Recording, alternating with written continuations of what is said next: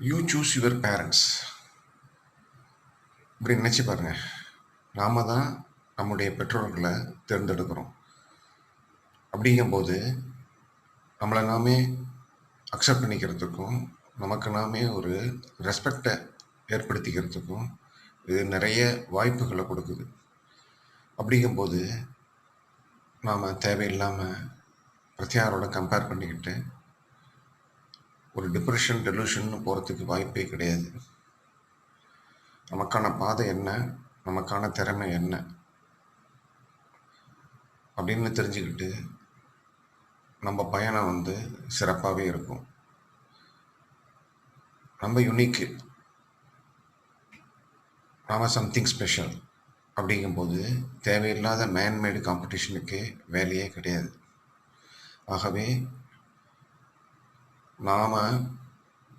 நாமாவே இருப்போம்